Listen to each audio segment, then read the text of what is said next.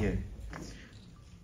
좀 전에 정말로 두 분이 누가 가운데에 앉을까를 놓고 반드시 한 번은 언쟁이 있을 것이다 예상을 했는데, 예. 예상대로 본 감독님이 아까 대기하면서 오늘의 주인공은 정재희 씨다 라고 얘기를 하셨거든요. 네, 저는 보조 진행하러 나왔습니다. 네, 저는 오늘 진행을 맡게 된, 저도 GV 같은 거를 꽤 한 편인데 이렇게 거대한 형태의 GV는 많이 해보지 못해서 굉장히 떨립니다. 그래서 여러분께서 조금 제가 떨더라도 양해해 주시기 바라겠고요. 방송 작가하고 있고 음악평론가하고 있는 배순탁이라고 합니다. 반갑습니다. 예, 방금 정재희 씨의, 저 이런 거 진짜 처음 보는데 생 피아노를 이렇게 여기 이렇게 두고 라이브를 들려주셨습니다. 두 분 먼저 관객 여러분에게 한마디씩 인사 부탁드리겠습니다. 안녕하세요. 미키 17, 미키 17의 음악을 만든 작곡하는 정재일입니다.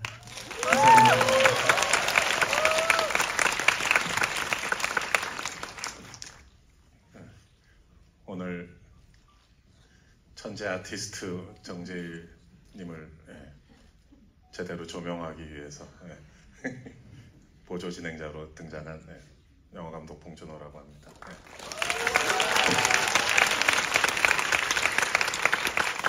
예, 두 분께서는 이제 옥자, 기생충에 이어서 이번에 미키 17에서도 함께 이렇게 작업을 하게 되셨는데요.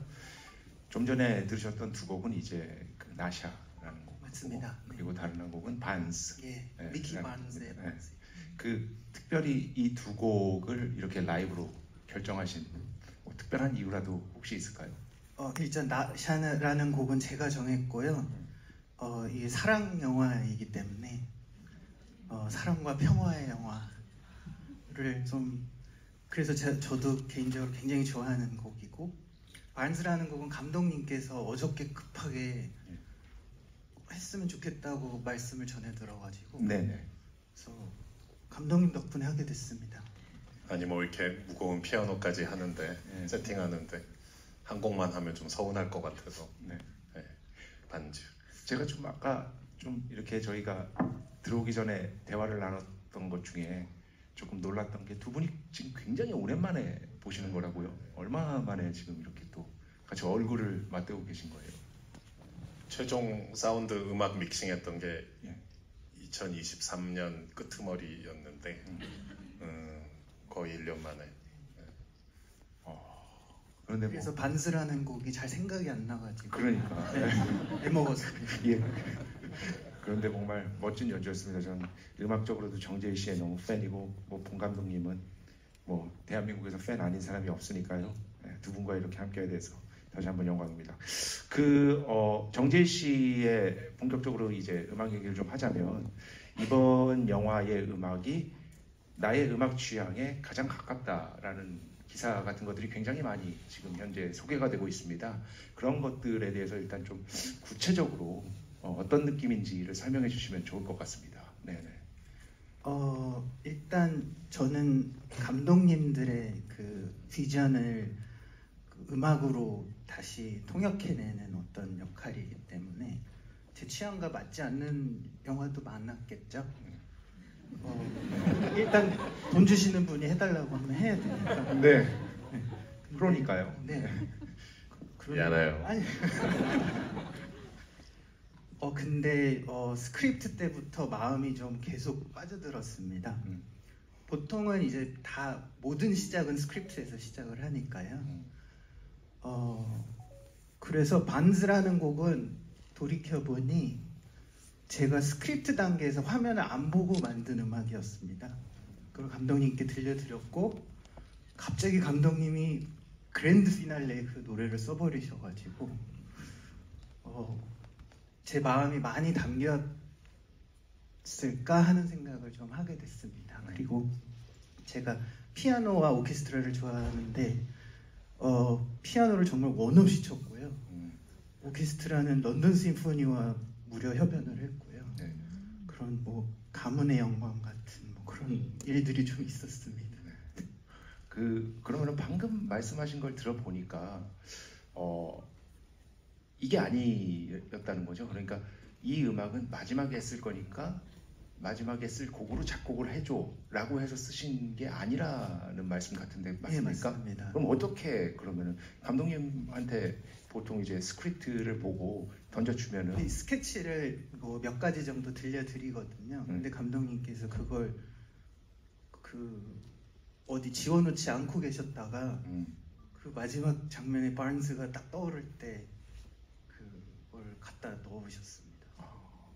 아니 뭐 음악은 사실 저는 이제 콩나물만 봐도 이제 머리가 어지러워지는 사람이고 사실 작곡은 작곡가분이 이제 제일님이 하는 것이고 사실 감독의 역할은 사실 곡을 어디에 어떻게 배치하고 어디서 시작돼서 어디에 끝나도록 해야 되고 뭐 그런 어느 장면에서 어떻게 뭐 볼륨이 내려갔다가 대사와의 충돌을 피했다가 이렇게 올라와서 여기서 이렇게 마무리하자 이런 이제 위치와 배치를 하고 또 막 힘 조절을 하고 막 그런 것이 저의 일이고 음악 자체는 뭐 음악 감독이 만드는 것이니까 여러 가지를 던져주면 저는 막 고민을 해보죠.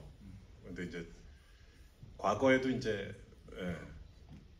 어느 씬에 하라고 준 음악을 제가 다른 어떤 곳에 이건 여기보다 여기가 좋겠어 라고 했다가 작곡가님과 엄청 싸운 적도 있고 아닙니다. 괴물때 그런 게 또 작업의 재미죠. 뭐 대표적으로 이제 뭐 미션 임파서블 주제가 같은 경우도 원래는 추격전 음악으로 작곡이 된 거라고 하잖아요. 그게 메인 타이틀이 아니라. 근데 프로듀서가 그걸 메인 타이틀로 바꿨는데 그 프로듀서한테 작곡자가 밥이라도 한번 사야겠죠, 진짜. 이후에 가장 유명한 영화 주제가가 됐으니까. 그러면은 전체적인 어떤 음악의 기조 같은 것들을 제가 좀 생각을 해봤는데요. 일단 전작인 기생충하고의 얘기를 좀 해봐야 할 것 같습니다. 좀 제가 느낀 감상이 맞는지는 모르겠는데 사실 이 영화는 봉준호 감독님 영화 중에서 가장 개인적인 이미 나레이션부터 등장하는 개인에 훨씬 더 집중하는 영화다. 물론 사회 구조적인 측면도 우리가 이 영화에서 볼 수 있지만요. 기본적으로는 그런 특성을 띠고 있기 때문에 기생충의 음악 같은 경우가 조금은 캐릭터들과 거리두기 하고 있다는 느낌이 조금 든다면 이 미키 세븐틴의 음악 같은 경우는 그 캐릭터에 어떻게 보면 내면에서 울려 퍼지는 그런 느낌의 음악이지 않을까라는 생각을 좀 했습니다. 이런 측면에서 조금 대비가 있지 않을까 싶었는데 두 분 생각은 어떠신지 한번 듣고 싶습니다. 어땠어요? 아까 말씀드린 대로 이미 스크립트를 보면서 빠져들었습니다. 그 첫 씬에서 그 크리퍼들이 미키를 잡아먹을 것처럼 보이지만 그리고 보나페티로 잘 드시라는 말로 그걸 끝을 맺지만 나중엔 이들은 이 사람을 해칠 의도가 없었다는 그 점에부터 저는 많이 제 마음을 쓰기 시작했습니다. 훨씬 더 좀 개인적이고 친밀했던 작업이었다라고 저는 좀 느꼈어요. 전반적으로 정재희 씨의 그 인터뷰 내용도 그렇고요.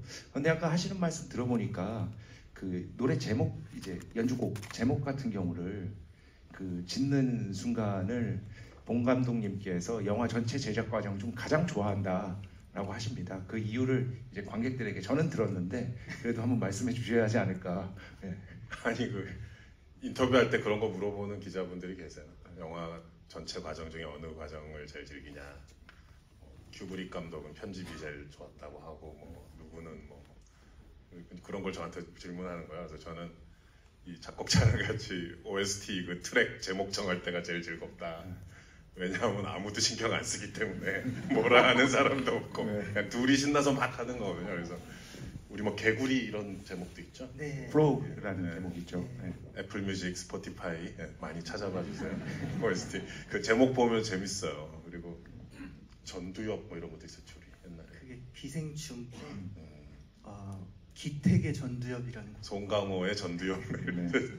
곡 제목이 전두엽인데 프로듀서들도 투자 배급사도 아무런 뭐 아무도 참견을 안 합니다. 그래서 둘이서 아주 즐겁게 그런 제목을 쫙. 네. 그 사실 이 영화에 어떻게 보면은 뭐 여러 곡들이 담겨 있지만 저는 굳이 좀 이 영화의 주제부를 담고 있는 곡 두 곡으로 꼽아라 한다면 제가 프랑스어를 잘 못해서 발음은 좀 이해해 주시기 바랍니다. 전혀 모르기 때문에 본 아피티하고 그리고 나샤 이 두 곡이라고 저는 좀 느꼈습니다. 방금 연주했 예, 방금 연주한 게 이제 나샤긴 한데 사실 여러분 사운드 트랙 들어보시면은 아시겠지만 본 아피티가 오히려 그 피아노 거의 솔로로 연주되는 아주 짧은 곡이고요. 나샤 같은 경우는 여기에 기본적인 주제부는 똑같고요. 여기에 오케스트레이션과 여러 악기들이 편곡되어서 훨씬 더 풍성한 느낌을 주는 것이 바로 이 나샤라는 곡이라고 할 수 있겠습니다.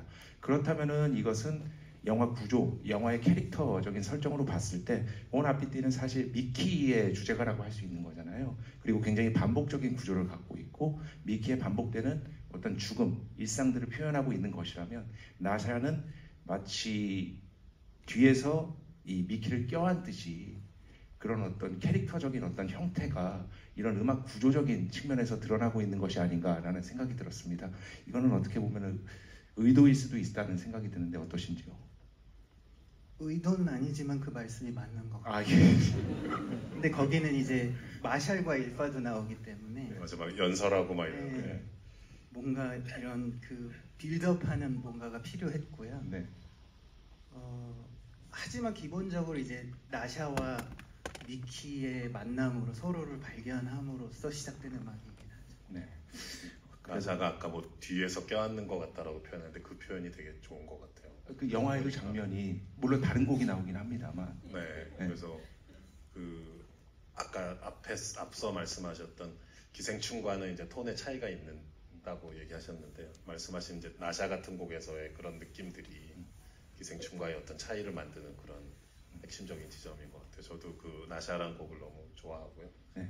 그 런던에서 그 오케스트라랑 연주할 때 저는 이제 못 가고 서울에 있었는데 그 실시간으로 연결해주는 화상으로 연결해주는 프로그램이 있어서 저는 집이랑 사무실에서 그거를 봤어요. 라이브 연주를 뭐 얘기도 할 수 있고 그런데 그때 되게 약간 감동적이었어요. 그 선율을 들었을 때.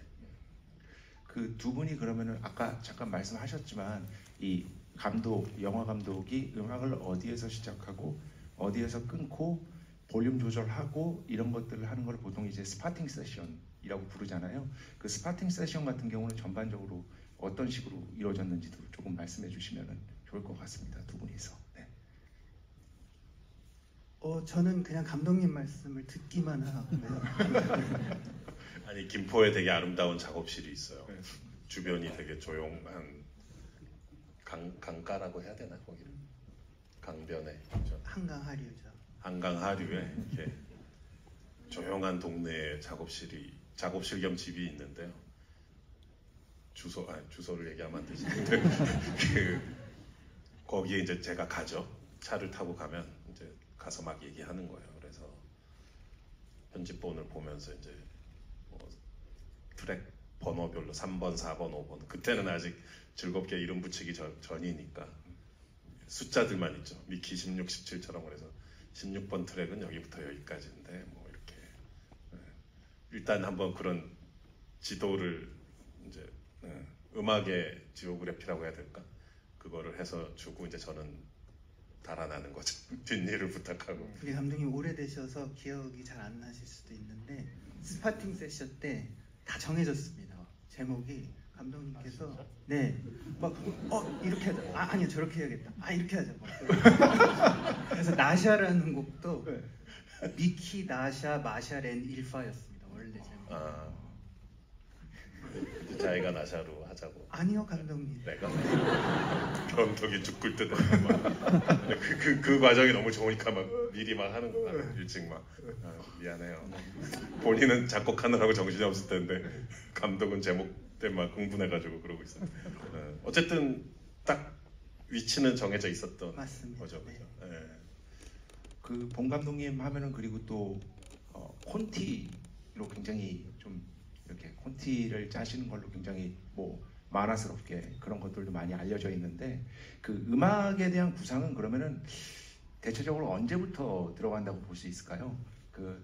뭐, 콘티 때도 설마 이렇게 하면서 음악에 대한 상상을 한다던가 하시는지, 아니면은 그 영화 촬영 도중에 하시는지, 아니면은 편집 과정 속에서 그런 것들을 좀 떠올리시는지, 전반적인 그런 것들도 좀 궁금합니다. 우리가 이제 현장 편집을 한다 그래가지고 이제 촬영장 옆에 제 옆에 현장 편집 기사가 그날 찍은 거를 임시로 편집한 게 있고 그러거든요. 네. 그럼 또 거기다 재미로 음악을 넣어보기도 해요.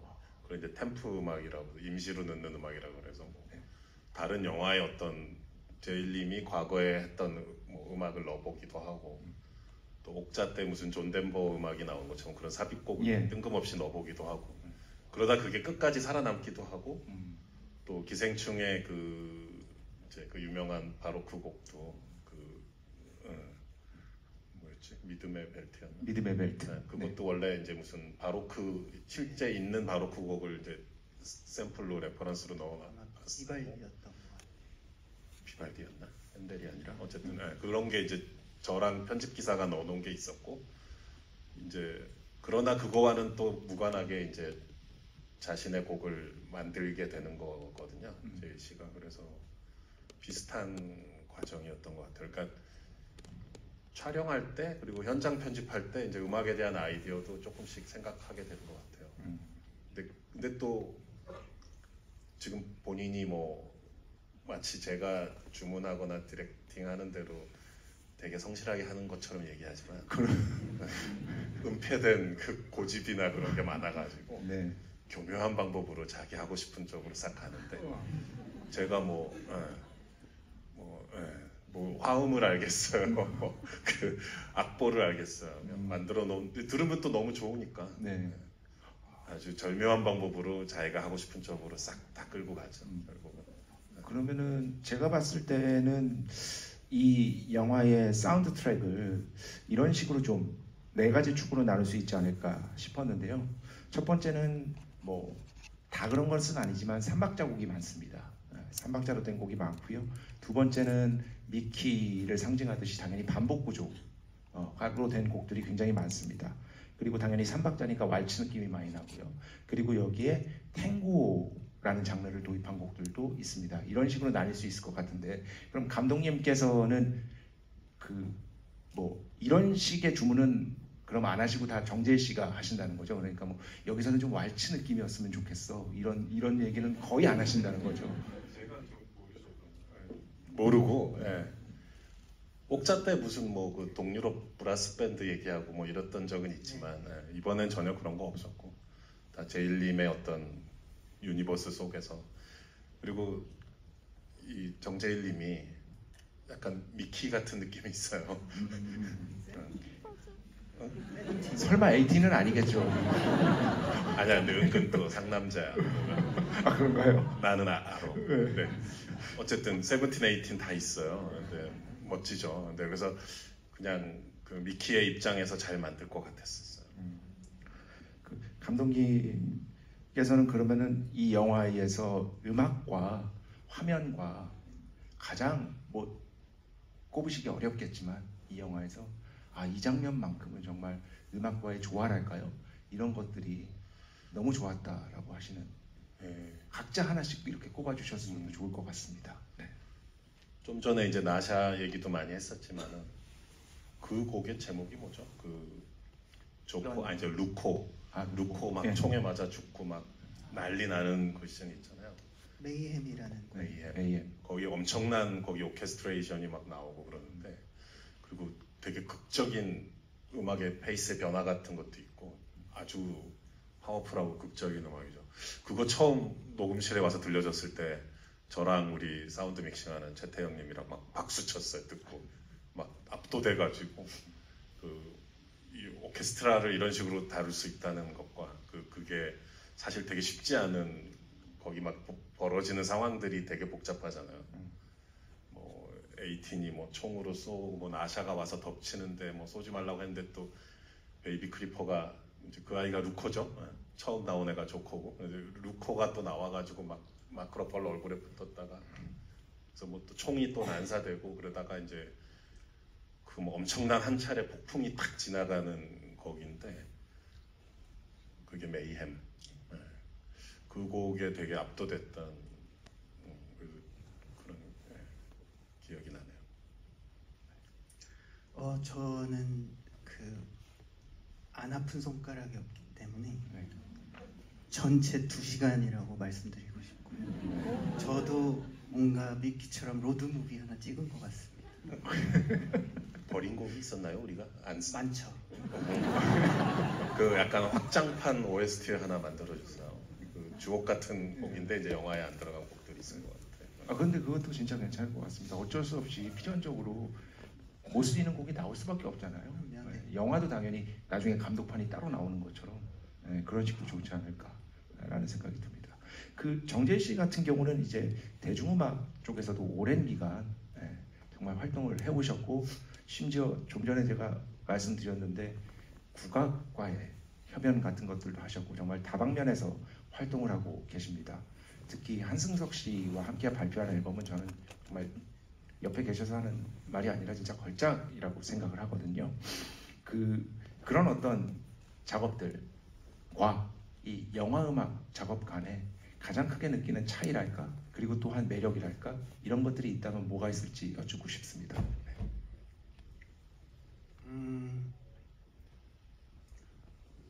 영화는 영화가 주인공이기 때문에 그 화면과 감독님의 그 의도와 이런 여러 가지 것들을 맞추기 위해서 노력을 하고요. 그러면 제가 그냥 별 생각 없이 만들었는데도 뭔가 잘 맞아 떨어질 때는 너무 새로운 생명력을 가지는 그런 음악이 되는 경험들을 좀 했습니다. 그리고 제가 그냥 시네필로서 굉장히 좋은 순간도 어떤 음악이 어떤 영화의 씬과 만났을 때, 그러니까 예를 들어 뭐 아까 말씀하신 비발디 곡이라든지 제가 전에까지 듣던 비발디 곡이 아니고 봉준호의 비발디 곡이 돼버리니까 그런 경험들을 굉장히 소중하게 생각하는 것 같습니다. 그래서 음악만을 위한 음악을 만들 때보다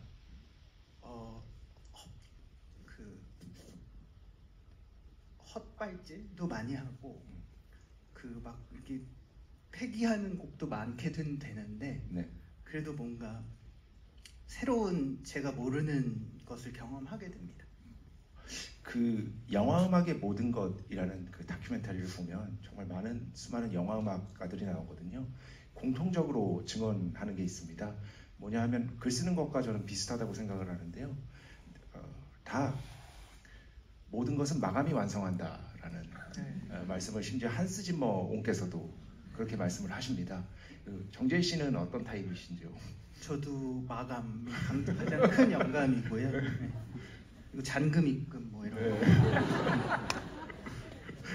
거. 그 다큐에서 나온 건가요? 저도 무슨 미국의 되게 유명한 영화음악 작곡가인데 자기가 제일 공포감 느낄 때가 아직 곡을 하나도 못 썼는데 맞습니다. 지하철역에 영화 포스터에 자기 이름이 거기 어떻게 아직 하나도 못했는데 그래서 그러다가 이제 그러면 막 나오나 봐요. 초인적인 힘이 좀 근데 되게 일찍 착실하게 또 준비하는 편이에요. 그러실 것 같아요. 또 그래서 여쭤봤습니다. 믿음의 벨트가 몇 테이크까지 갔죠? 기생충.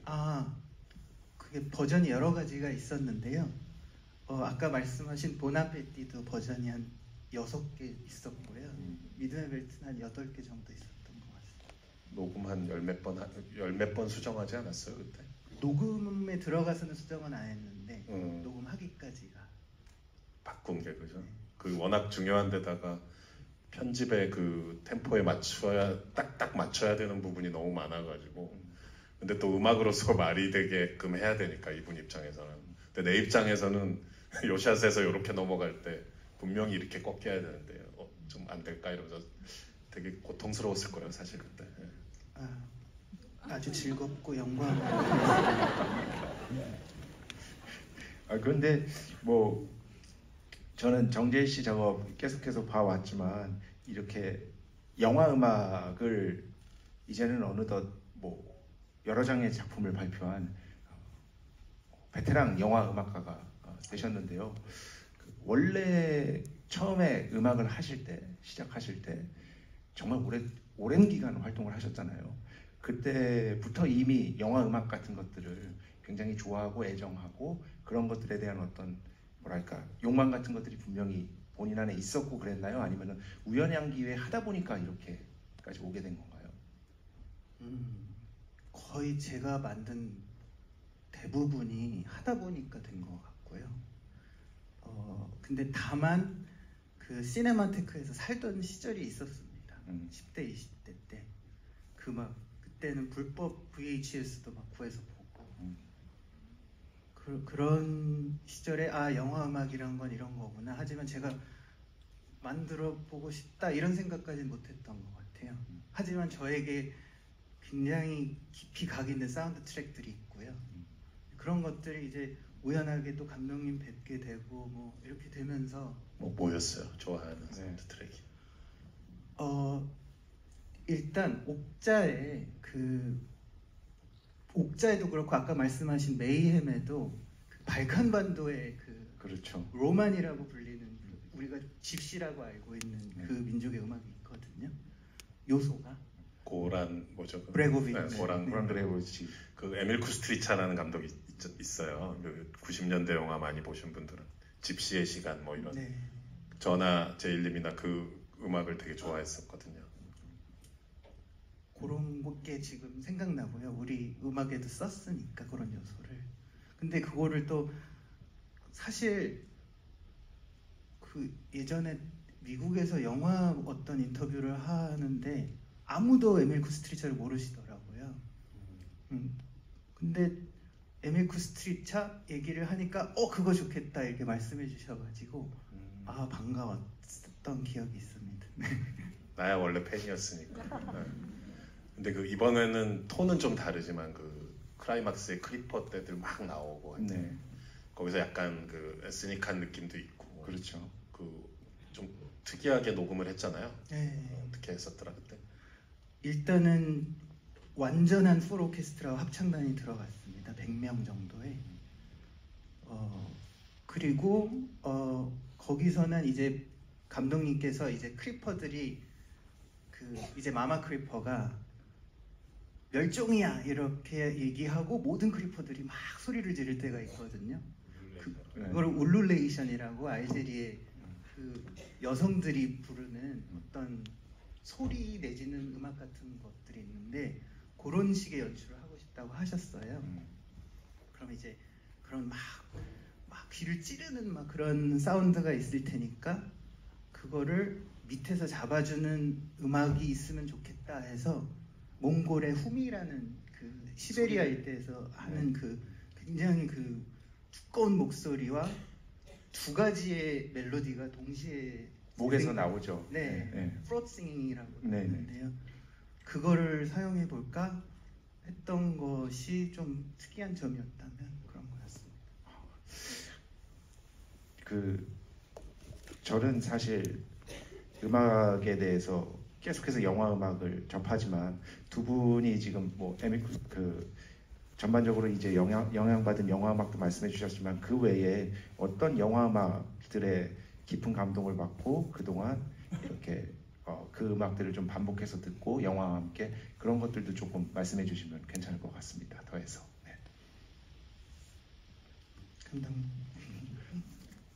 뭐 영화 음악 이전에 저는 정재일님 원체 팬이었기 때문에 옛날에 본인이 직접 노래 부른 그 주섬주섬이라는 노래 있어요. 명곡이죠. 기분이 울적할 때 이제 그 노래 많이 듣고 그랬었는데 일단 팬심을 갖고 접근하여 이제 같이 일을 하면서 성덕의 쾌감을 느끼는 그런 단계를 밟아온 건데 또 정재일님도 그렇고 좀 전에 얘기했던 고란 브레고비치 쿠스트리차 음악했던 그리고 이제 제가 50대가 되면서 사람 이름과 영화 제목을 계속 깜빡깜빡했는데 그 페드로 알모도바 영화 항상 음악해온 분 있잖아요. 이글레시아스. 그분 한번 통화해본 적도 있었대 옛날에. 그분 뭐 그녀에게라든가 뭐 귀향 그런 음악들도 정말 또 그분의 만수무강을 또 빌고 있습니다. 저는 이제 감독님들에 의해서 연출가에 의해 선곡된 영화들을 좋아하기도 하거든요. 줄리앙 슈나벨 같은 사람은 아예 스코어 없이 다 선곡으로 네. 하고 타란티노도 스코어가 굉장히 적죠. 근데 안드레이 타르코프스키라는 사람이 희생이라는 작품이 있는데 그게 첫 장면과 마지막 장면에 바하의 마테스난 곡이 딱 한 번씩만 나오거든요. 근데 도대체 뭐가 뭔지 모를 이야기를 이렇게 보고 막 집이 불타는 걸 10분 동안 막 보다가 이게 뭐지? 이게 뭐지? 그러는데 그 음악이 나오는 순간 약간 눈물이 맺히더라고요. 그런 순간들을 좋아합니다. 네. 얼마 전에 제가 이제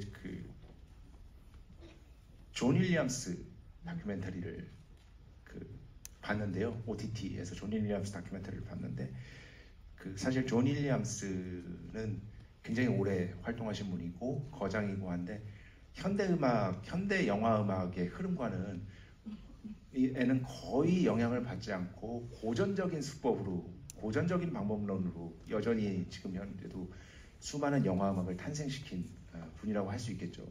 사실 그분은 뭐 전자음악도 거의 쓰신 적이 있긴 하지만 그렇게 많이 쓰시지도 않습니다.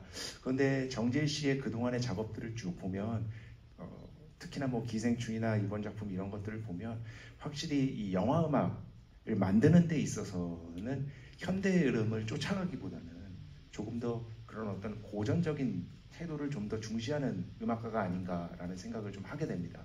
이번에 또 풀 오케스트레이션이랑 함께 작업한 것도 그렇고요. 어느 쪽을 지향하고 계시는지 그런 측면에서 뭐 당연히 둘 다 지향하시겠죠. 네, 근데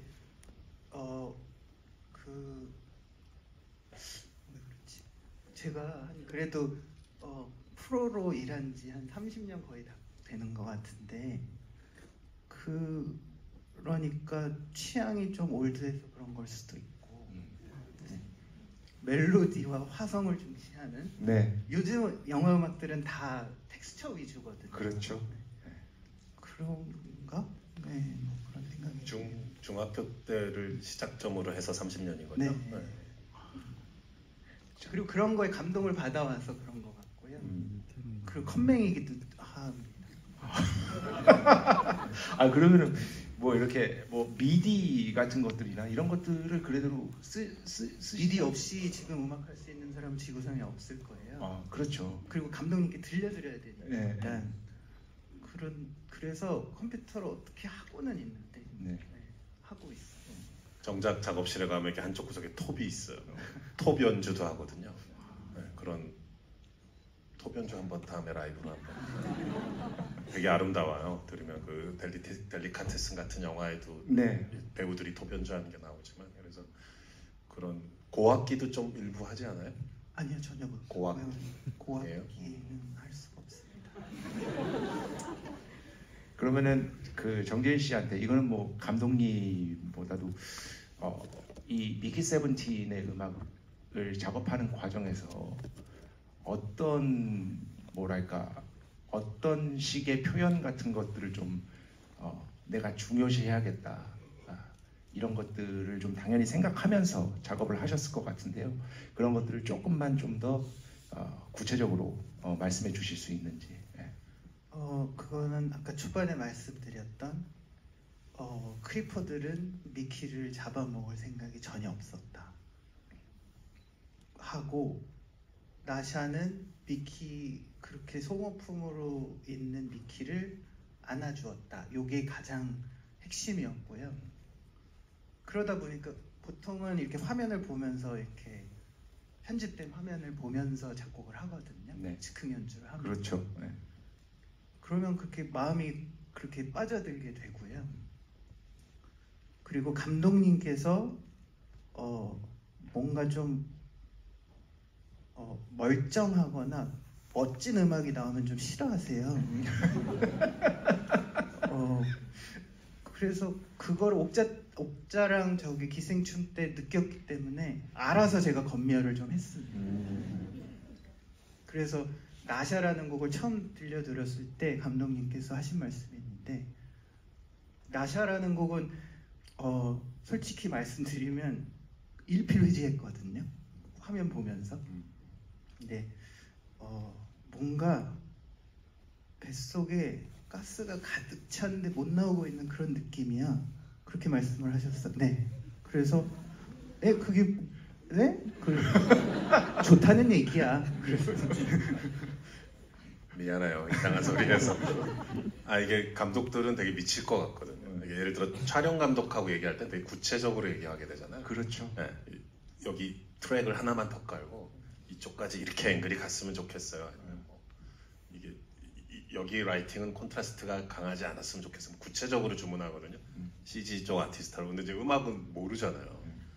존 카펜터나 뭐 클린트 이스트처럼 직접 작곡하는 감독님들도 극히 일부 있긴 하지만 모르니까 일단 콩나물 머리들을 보는 순간 일단 뇌가 마비돼도 버리고 그래서 그나마 기껏 할 수 있는 얘기가 뭐 여기는 현악기였으면 좋겠어. 뭐 건반악기여야 맞지 않을까? 기껏 해야 이제 이 정도 수준이니까.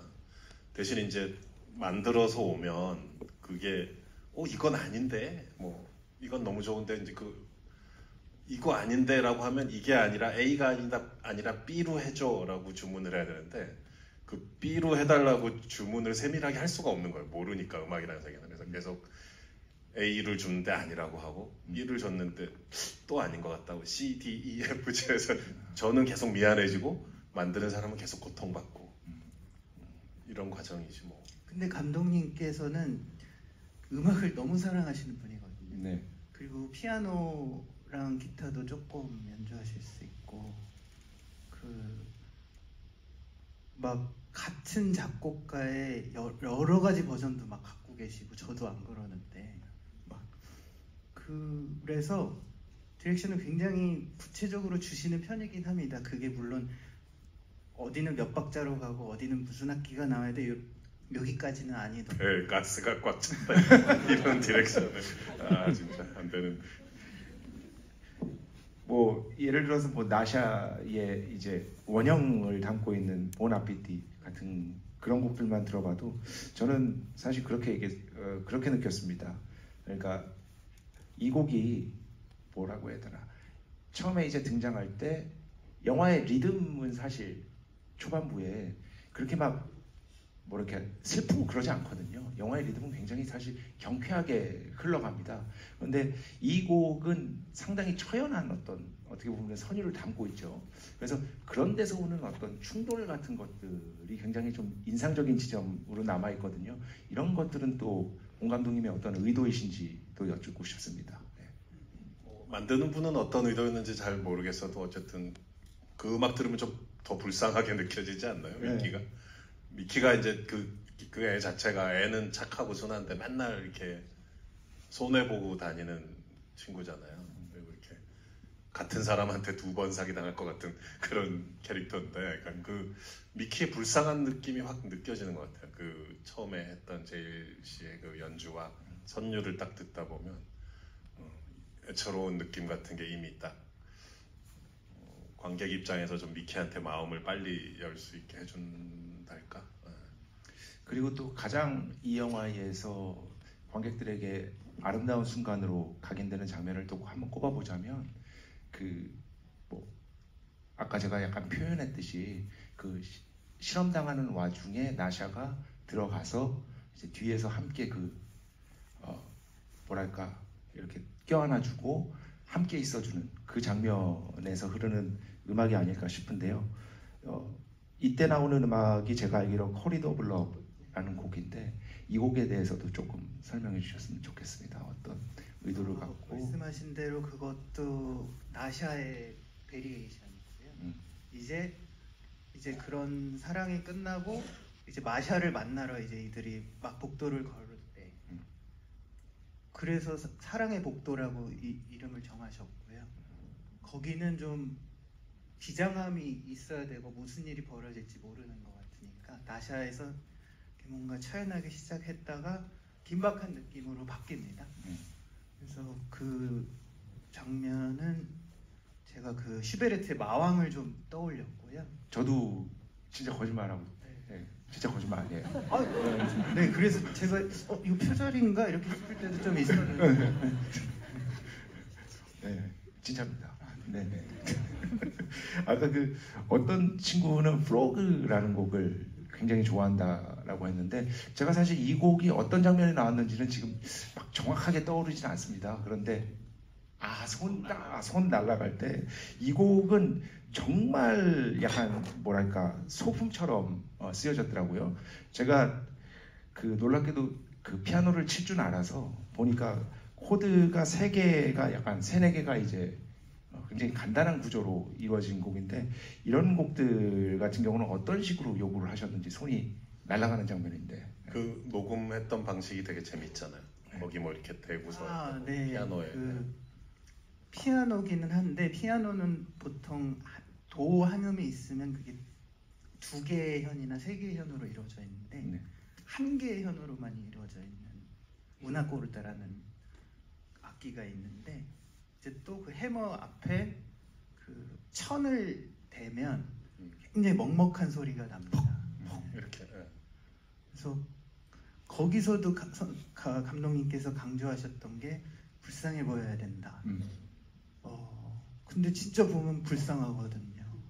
그래서 그런 음색을 어떻게 하다 보니까 고르게 됐는데 감독님이 아마 듣자마자 좋다고 하신 곡은 그거 한 곡이었던 것 같아요.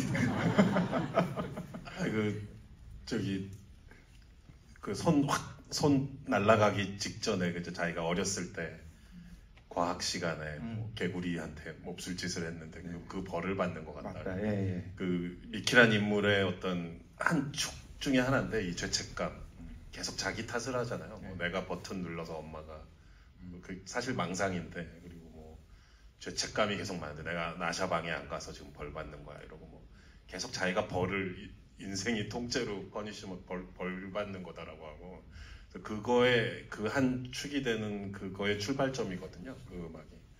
그래서 너무 잘 어울리고 또 곡이 여백이 많다고 해야 될까? 그렇죠. 굉장히 간결해. 간결하면서 여백이 많은데 그렇게 이제 노트가 간결한데 또 정서가 풍성하기는 쉽지가 않거든요. 그래서 그 어떻게 보면 되게 짧고 간결한 곡이지만 제일 씨의 어떤 천재성이 발휘된 곡이 아닌가. 그래서 저 그 옥자 연출부의 아들 7살 난 애가 아직 미취학 아동인데 자기 개구리가 프로그가 제일 좋다면서 음악적 소양이 있는 그 7살 남자인데 자기는 그 곡이 제일 좋다는 거예요. 그래서 계속 개구리 그 얘기를 하더라고요. 지금 벌써 시간이 거의 다 됐는데 그래도 선물이 준비가 되어 있다고 합니다. 그래서 한두 분 정도만 저희가 질문을 받으려고 하는데 그 질문은 그 한 분당 질문 하나로 한정하겠습니다. 왜냐하면 이제 전반적인 어떤 그 진행 상황이 또 있기 때문에요. 그 2분을 질문을 받을 건데 일단 손 한번 들어주시면은 당연히 많이 드시겠죠 뭐.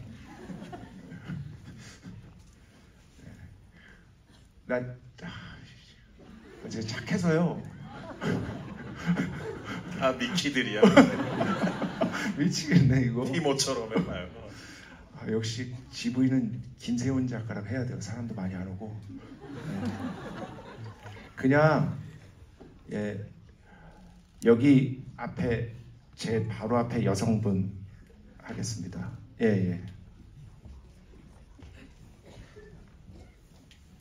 나머지 한 분은 고통은 나눠야 되는 거니까 둘 중에 한 분이 뽑아주십시오. 네, 안녕하세요. 우선 이렇게 두 감독님께 너무 좋은 이런 작품을 세상에 이렇게 보여주시게 돼서 너무 감사에 마지 않습니다. 굉장히 지금 떨려서 목소리가 제대로 안 나오는데요. 개인적으로 정재열 감독님하고 또 작업했던 인연이 사실 있는데 아마 감독님께서는 좋은 기억은 아니셨을 것 같아가지고 그 남북 정상회담 그 판문점 때 그 미디어 아트를 맡았던 단미래 예술 감독입니다. 네. 네, 그래서 감독님 되게 오랜만에 이렇게 용안을 뵙게 됐는데요. 굉장히 근면한 노동자로서 지금까지 계속 그런 좋은 작품들을 켜켜이 쌓아 오시고 계시는데 또 오래된 팬으로서 감독님의 어떤 그런 워라밸에 대해서 조금 궁금하기도 하고 또 걱정되는 부분이 있기도 해서 네, 네, 감독님의 워라밸에 대해서 좀 설명해 주시면 좋을 것 같습니다.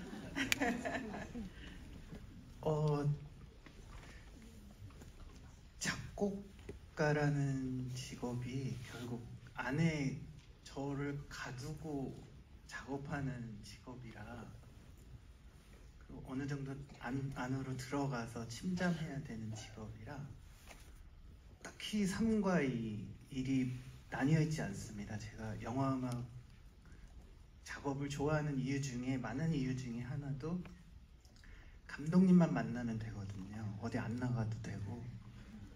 그래서 그렇게 특별히 어떤 밸런스를 생각하지 않고요. 그렇다고 제가 일을 막 능숙하게 하는 편이 아니라 그렇게 많은 일을 할 수도 없습니다. 그래서 그냥 근데 그건 있습니다. 아침에 무조건 일어나고 밤에 어두워지면 잔다. 몇 시쯤 보통 주무세요? 6, 7시. 저녁 6시, 7시요? 아니요. 아침. 네. 아침에 6시, 7시. 해를 보고 일어나서 달을 보고 잔다. 이런 그런 워크 에틱이랄까 뭐 그런 거는 조금 있습니다. 네. 밤새서 작곡하거나 이러지 않는다. 철야는 절대 하지 않는다. 감독님은 어떠세요?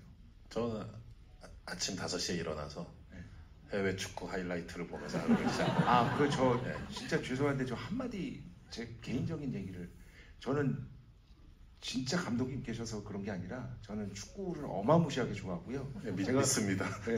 제가 가장 좋아하는 선수가 케빈 데브라이너입니다. 네. 나가서 따로 얘기하시죠. 시간이 부족하니까. 그 다음에 질문 하나만 더 받겠습니다.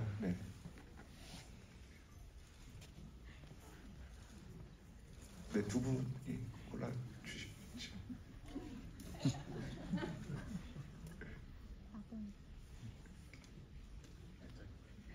제가요?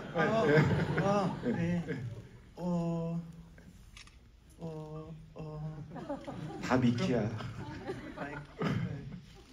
그러면 방금 말씀하신 분 뒤에 계신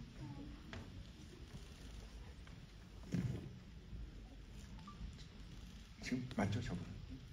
네.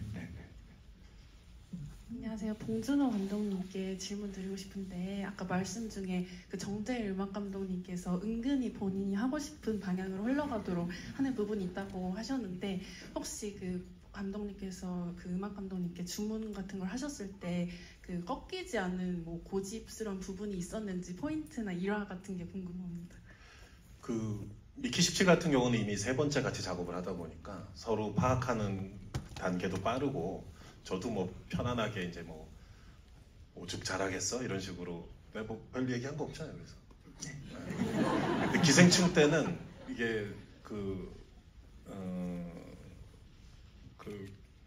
부잣집 꼬마애가 인디언 텐트에 있고 이제 비가 오고 반대로 이제 그 최우식네 가족은 이제 거기 홍수가 잠기고 하는 그 이제 교차되는 시퀀스가 있어요. 네. 박소담 씨 막 담배 피는데 막 변기에서 물이 역류 거기를 전체를 뒤덮는 음악이 있는데 트랙 제목은 생각이 안 나지만 거기 제가 원래 주문했던 어떤 그 리듬 파트가 섞인 어떤 게 있는데 끝까지 안 해주더라고요. 근데 지금 와서 보면 그게 맞는 거 되게 좋아요. 거기서 이렇게 했는데 그랬어요. 아니요. 저는 끝까지 해드리려고 했는데 제가 실패한 완전히 본인 고집대로 간 곡이에요. 거기 이렇게 신경줄을 긁는 스트링 현악기들이 쫙 겹겹이 레이어가 쌓이면서 쫙 가는데 결국 거기 보면 이제 리듬 파트는 없어요. 근데 그게 이제 영화 개봉하고 나와서 이제 좀 한창 시간이 지나서 보니까 그래 저게 맞겠구나. 감독님의 기억이 맞는 거죠. 네. 또 워낙 아비규환이니까 빗소리를 저는 또 생각을 하면서 음악을 만들어요. 빗소리가 들어갈 것을. 그래서 리듬이 들어가면 좀 복잡하지 않을까 이런 생각을 좀 하기는 했습니다. 네. 그 첫 번째 질문하신 분은 아무래도 좀 어깨분이시라서 포스터를 드리고요. 두 번째 질문하신 분께 책을 드리는 걸로 하겠습니다. 네. 그 마지막 질문입니다. 이 곡을 안 물어볼 수가 없었는데요. 네. Rejoice in the Land. In the Lord. 예. 그 In the Lord. 예, 죄송합니다. Rejoice in the Lord 같은 경우는 이제 보컬이 나오는데 그거 그 설마 같은 공간에서 작업하신 건 아니죠? 촬영 현장에서 실제 부르신 거를 그냥 OST 신 네, 마크로팔로님이 그냥 부른 거예요. 촬영 현장에서. 그래서 박자도 안 맞고 음도 안 맞고. 네. 그러니까 더 매력적으로. 네. 이게 진짜 영화의 맨 마지막에 또 강점을 띠듯이 나오잖아요. 배우 본인이 되게 좋아하세요. 그래서 우리 막 식사하다 갑자기 그거 부르고 막 이거는 그 정재일 씨가 어떤 느낌으로 작곡을 하십니까? 일단 이 곡에 관해서는 감독님께서 레퍼런스를 굉장히 많이 주셨어요. 이제 뭐 일단은 찬송가여야 되는데. 전 그래서 내가 모르는 찬송가하고 작곡을 찾아봤어요. 그러니까 작곡을 하신 거더라고요. 네. 근데 이제 가사는 제가 잘 모르니까 이제 여러 찬송가, 역대 찬송가를 찾아보면서 작사를 했고요. 네, 중간에 이렇게 이렇게 부르다가 갑자기 중간에 막 이렇게 되는 게 있잖아요. 손뼉 치면서. 네. 저는 이제 그것만 주문했어요. 중간에 이제 갑자기 박수 치면서 부를 수 있게 이렇게 페이스가 확 바뀌어야 된다. 그 대머리 아저씨 내려와서 막 같이 이렇게 되니까.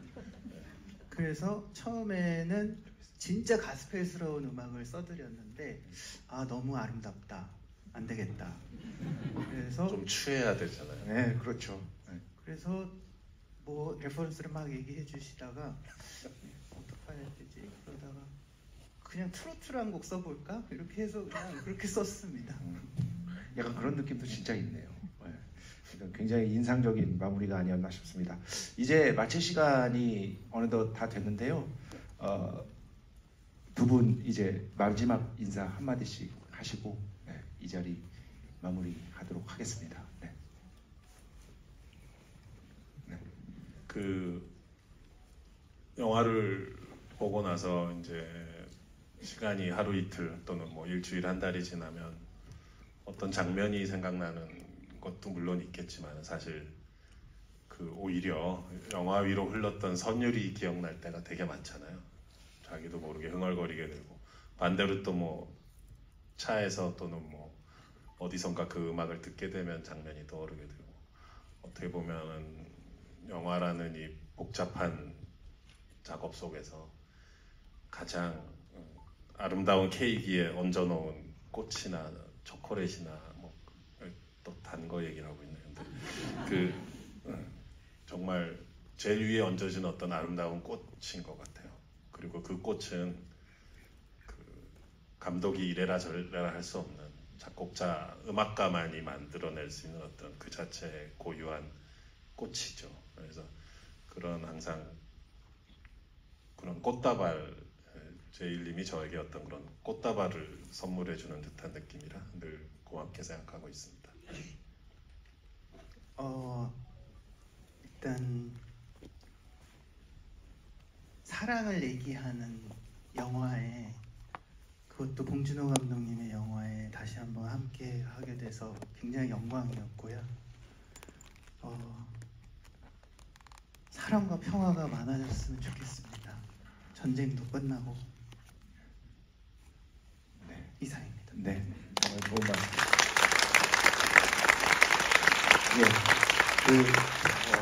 마지막으로 이제 어쨌든 오늘 음악 GV니까요. 존 윌리엄스 다큐 아까 말씀드렸는데 거기 보면 그런 얘기가 나옵니다. 예전에는 극장에서 다시 볼 수가 OTT가 없던 시절이었기 때문에 스타워즈의 사운드 트랙이 곧 영화 다시 보기였다 라는 이야기가 나옵니다. 그런데 지금은 이제 얼마든지 쉽게 영화를 다시 볼 수가 있는 시대죠. 그럼에도 불구하고 저는 아까 텍스처 얘기를 좀 말씀하셨는데 요즘 영화 음악들이 이제 텍스처 위주로 가다 보니까 물론 안 그런 것들도 있지만요. 그 영화 음악을 다시 들었을 때 아무래도 고전적인 작곡으로 연주된 음악들보다는 조금 그 힘이 약하다고 저는 느낍니다. 제가 늙어서일 수도 있겠죠. 그런데 정재일님의 음악은 물론 영화 속에서도 훌륭하게 울려 퍼지지만 그 OST 자체만으로도 우리에게 그 영화 그 자체의 장면을 자연스럽게 떠올리게 해주는 그런 영화 음악이다라는 생각을 다시 한번 이번에 하게 됐습니다. 그래서 오늘 조심히 들어가시고 이 자리에 저를 초대해 주셔서 참으로 제가 왜 마무리를 하고 있는 건지 모르겠지만 어쨌든 가보겠습니다. 예, 감사합니다. 예.